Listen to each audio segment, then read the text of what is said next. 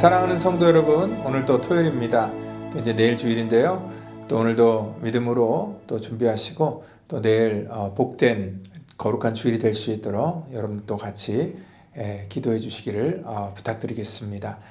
제가 목사기 때문에 가끔 예비 부부들이 저에게 와서 이 결혼 교육에 대해서 문의를 할 때가 종종 있습니다. 그때마다 저는 그러한 그 예비 부부에게 묻습니다. 결혼 준비는 잘 돼가십니까? 물을 때에 대부분의 사람들이 하는 그러한 대답이 지금 뭐 열심히 하고 있습니다. 그런 얘기를 해요. 그러니까 뭘 준비하셨습니까? 물으면은요, 이미 이렇게 청첩장은 이렇게 나왔고 지금 몇 사람을 초대해야 될지, 그리고 또 이제 그 피로는 어떻게 해야 될지, 그리고 이 들러리는 누구를 세워야 되고 또 드레스는 어떤 거를 입어야 될지, 뭐 여러 가지, 또 음식은 어떻게 될지, 이러한 이 여러 가지 것들을 저한테 쭉 얘기를 합니다. 아마 한국적인 상황이었으면 뭐 패백은 어떻게 돼, 혼수는 어떻게 될지 뭐 이런 것까지도 고민을 했겠죠. 그런데 대부분 그분들이 대답하는 그러한 내용은요, 제가 묻는 그러한 이 질문과 전혀 다른 그러한 대답을 한 것이죠. 저는 결혼 준비를 잘 하고 있냐 물었지, 결혼식 준비를 잘 하고 있냐 묻지는 않았기 때문에 그렇다는 것입니다. 많은 사람들이요, 결혼하면은 결혼식을 항상 생각을 합니다. 그래서 결혼 교육의 목적은요, 결혼식을 잘하는 그런 교육이 아니라 결혼 생활을 잘하는 그런 교육이 바로 이 결혼 교육이라는 것입니다. 여러분들 사실 결혼 교육만 잘하면은요, 물 한 그릇 떠놓고 두 사람이 정말 결혼식을 올려도 정말 잘 살아갈 수 있게 된다는 것입니다. 근데 많은 사람들이 미스하는 건 뭐냐면, 이 땅 가운데 결혼식은 정말 열심히 준비하는데 정작 더 중요한 그런 결혼은 준비하지 않기 때문에 살아가면서 준비되지 않은 그러한 서로 간의 그러한 이 관계 속에서 많은 갈등과 아픔을 경험하게 되고 그로 말미암아 이 결혼이 깨지는 그러한 경우도 비일비재하게 일어나고 있다는 것입니다. 어떻게 보면 우리 신앙생활도 마찬가지입니다. 오늘 우리 성도들이 또 교회가 결혼식 준비는 열심히 합니다. 근데 매일 결혼식 준비만 하는 거예요. 실질적으로 결혼에 대해서, 결혼한 삶에 대해서는 많이 강조를 하지 않는 거죠. 그러다 보니까 결혼식 준비는 정말 기가 막히게 잘 준비하고 정말 화려하게 그렇게 했지만 실질적인 그런 삶 속에서는 어떠한 이 하나님의 거룩한 백성으로서의 그런 믿음의 삶의 능력이 나타나지 않을 때가 굉장히 많다는 것이죠. 오늘 그래서 그러한 것들을 생각하면서 오늘 이 말씀을 같이 나누기를 원합니다.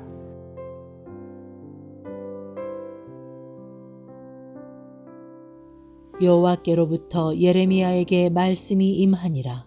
이르시되 너는 여호와의 집 문에 서서 이 말을 선포하여 이르기를 여호와께 예배하러 이 문으로 들어가는 유다 사람들아 여호와의 말씀을 들으라. 만군의 여호와 이스라엘의 하나님께서 이와 같이 말씀하시되 너희 길과 행위를 바르게 하라. 그리하면 내가 너희로 이곳에 살게 하리라. 너희는 이것이 여호와의 성전이라 여호와의 성전이라 여호와의 성전이라 하는 거짓말을 믿지 말라. 너희가 만일 길과 행위를 참으로 바르게 하여 이웃들 사이에 정의를 행하며 이방인과 고아와 과부를 압제하지 아니하며 무죄한 자의 피를 이곳에서 흘리지 아니하며 다른 신들 뒤를 따라 화를 자초하지 아니하면 내가 너희를 이곳에 살게 하리니 곧 너희 조상에게 영원 묵은토록 준 땅이니라. 아멘. 저희 교회는 안 계시겠지만 예전에 교회들 보면 꼭 이런 분들 계셨습니다. 특별히 남편과 자식 집에다 냅두고 또 부흥회 같은 데 와서 막 부흥회 하면서 중간에 막 집에다 전화를 합니다. 나 지금 부흥회 와 있고 너무나 은혜를 받고 있으니까 당신은 집에서 애들하고 같이 짜장면 시켜 먹고 알아서 그냥 때워. 정말 목사님이 말씀을 너무 잘 쪼개. 그러면서 막 너무 기뻐하면서 이렇게 전화를 하는 그런 경우가 있는데 그때마다 제가 이렇게 느끼는 그런 이 감정은요, 목사님이 나무꾼도 아니고 무슨 뭘 잘 쪼갭니까? 그리고 또 은혜 받은 말씀을 가지고 굉장히 자기가 뭔가 이렇게 된 듯한 그런 이 착각에 빠지는 경우가 굉장히 많습니다. 때로는 그렇게 은혜 받은 사람이 또 집으로 가지 않고 산으로 올라가는 경우도 굉장히 많습니다. 그래서 한때는 대한민국 산들마다 정말 기도하는 사람들이 막 넘쳐났는데요.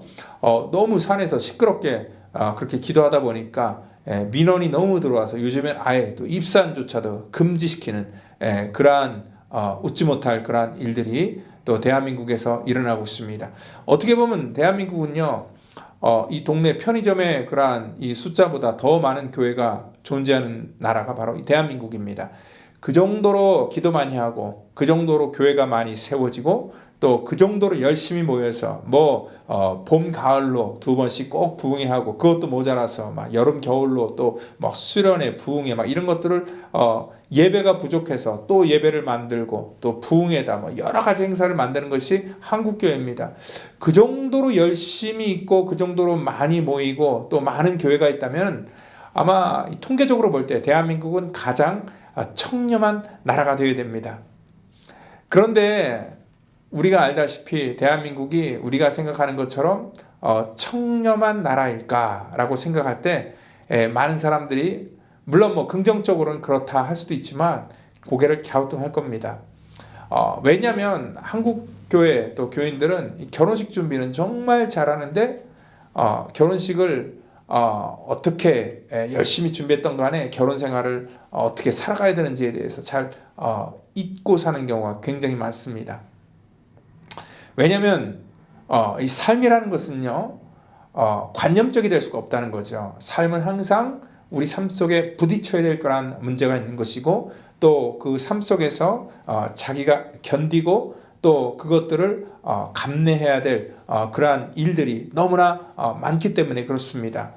그런데 우리는 이런 인생의 어려운 문제가 있을 때는 그것들을 회피하고 그것들을 떠나려 하고 또 정말 우리가 좋은 것들만 이렇게 취하려 하는 그러한 성향들이 우리 속에 있기 때문에 그렇습니다. 오늘 이 본문도 그러한 것들에 대해서 지금 말하고 있습니다. 오늘 이 7장은요 성전 설교다라고 이렇게 말하고 있는데요. 1장부터 6장까지 이제 예레미야가 1차로 선지자로서의 사명을 마쳤습니다.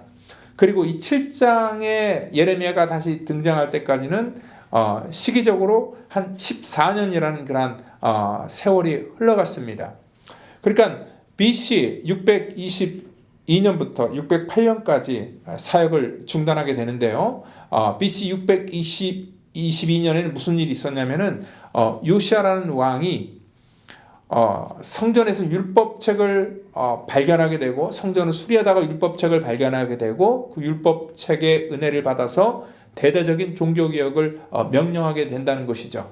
그러니까 왕의 그러한 이 권세로 말미암아 탑다운식으로 모든 그러한 이 우상들과 신전들을 전부 다 파기시켜버리고 정말 하나님의 성전 중심으로 백성들이 돌아올 수 있도록 제도를 다 개편시켰습니다. 그들이 잃어버렸던 그러한 절기도 다시 복원시키고 사람들이 믿음으로 살아갈 수 있도록 길을 다 만들어 놓았습니다. 행정적인 절차도 완전히 다 그런 식으로 만들어 놓았는데 여러분들 사실 이렇게 한 사람이 모든 그러한 이 법을 바꾸고 또 길을 만든다고 해서 그 따라오는 사람들이 전부 다 그 길로 오는 것은 아니라는 거예요. 그러니까 요시아 왕이 그렇게 종교개혁을 했지만 요시아 왕이 또한 원치 않게 죽음을 당하게 되고 그가 죽자마자 백성들은 다시 과거의 삶으로 다시 회귀해 버렸다는 것입니다. 그로 말미암아 이 14년간의 그러한 이 개혁은 어떻게 보면 이 물거품이 될 수밖에 없었고 또 백성들은 다시 옛날에 끄집어놨던 마치 개가 토한 것을 먹듯이 다시 그 옛날의 그러한 그 신전들을 다시 살리고 또한 어떤 사람들은 이제 바뀌었기 때문에 이 성전 중심으로 많은 사람들이 모여서 또 하나님 앞에 예배를 하지만 그러한 이 강압적으로 만들어진 그러한 이 법안에서 껍데기 신앙은 있었지만 진심으로 자기 마음속에 은혜를 받아 하나님께서 주신 그러한 새로운 마음으로 성전에 출입했던 것이 아니었다는 것입니다. 오늘 예레미야가 14년 만에 등장해서 오늘 그들에게 외쳤던 그러한 첫 번째 설교가 오늘 본문인데요. 오늘 4절에 보니까 너희는 이것이 여호와의 성전이라 여호와의 성전이라 여호와의 성전이라 하는 거짓말을 믿지 말라 얘기를 하고 있습니다. 그들은요 하나님의 성전이라고 생각해서 모였는데요. 예레미야는 그것이 하나님의 성전이라고 말하는 것을 거짓말이다 얘기를 하고 있습니다. 그리고 믿지 말라 얘기를 하고 있습니다. 왜 그렇게 강력하게 성전에 모인 자들에게 이러한 엄중한 어떻게 보면 그들에게 있어서는 굉장히 치욕적이고 또 부끄러운 그러한 이 선포를 했을까요?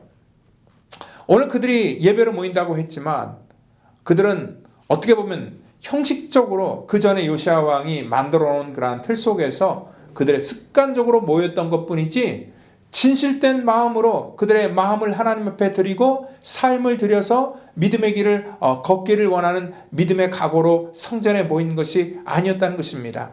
그러니까 습관적으로 그들이 죄를 지으면 성전에 가서 정말 예배만 드리면 자동적으로 우리의 죄가 사해진다라고 생각했기 때문에 성전을 출입했던 것이고 그리고 여전히 성전을 출입하고 난 다음에 여전히 자기 생활로 다시 돌아올 때는 하나님과 상관없는 그러한 삶을 살았다는 것입니다. 여러분들 어떻게 보면 요즘에 기독교인들의 모습과도 너무나 흡사합니다.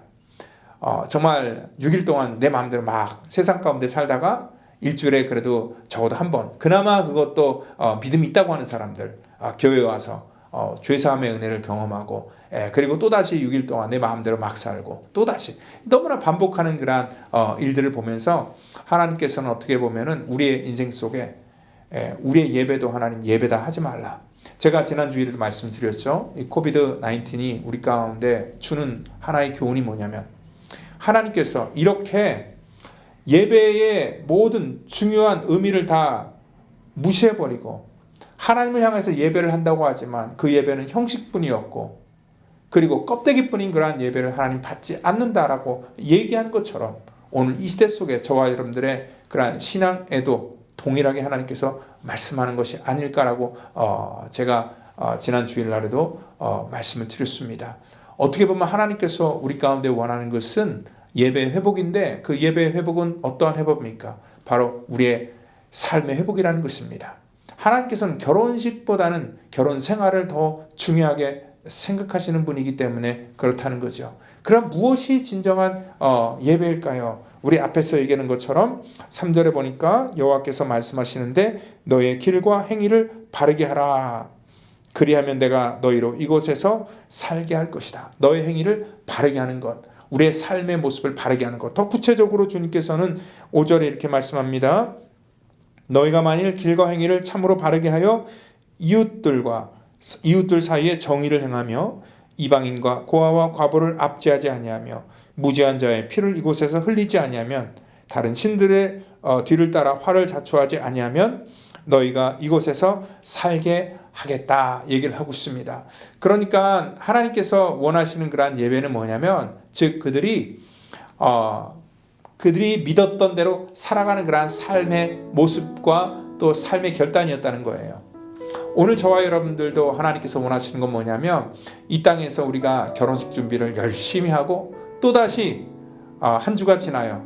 우리가 또다시 결혼식 준비를 매일매일 반복하는 그러한 예식이 아니라 하나님께서는 진짜 리얼한 그러한 결혼의 삶을 원하셨고 예배의 삶을 우리 가운데 원하셨다는 것입니다. 오늘 하나님께서 기뻐하시는 일들을 행하는 것, 그것이 바로 우리 성도들의 믿음의 실력이고 그것들이 삶이라는 것을 여러분들 분명히 기억하시길 바랍니다. 오늘도 우리가 살아가는 그러한 삶 속에 하나님께서 부어주시는 그러한 놀라운 그러한 믿음의 행보가 우리 삶 속에 나타나기를 예수님의 이름으로 축원드립니다. 다 같이 기도하겠습니다. 하나님 감사합니다. 우리 가운데도 아버지 하나님 정말 이러한 살아있는 신앙생활 할 수 있도록 하나님 우리를 사용하시고 우리를 도와주시기를 원합니다. 하나님 믿음의 길을 걸어갈 수 있도록 우리를 축복해 주시기를 원합니다. 하나님 정말 이 땅 가운데 무지하고 또 부족하여서 정말 하나님께서 원하시는 그러한 이 삶을 우리가 인식하지 못했다면은 하나님 깨닫게 하시고 또 우리들의 삶 속에 작은 그러한 이 삶의 온전한 예배를 하나님께 드릴 수 있도록 우리를 축복해 주시옵소서. 내일 거룩한 주일 수많은 영혼들이 또 하나님 앞에 온라인으로 또 대면 예배로 드리게 되는데 하나님께서 그 모든 예배마다 축복하여 주시고 하나님 그냥 듣고 마는 그런 관념적인 예배 들어서 때우는 식으로 하나님 드려지는 그런 예배가 아니라 정말 진심으로 드려지는 예배 그리고 또한 삶의 실천으로 온전하게 나타나는 그러한 살아있는 예배가 될 수 있도록 인도하여 주시옵소서. 우리의 모든 경배와 찬양을 홀로 받기 합당하신 예수 그리스도의 이름으로 감사하며 기도드립니다. 아멘.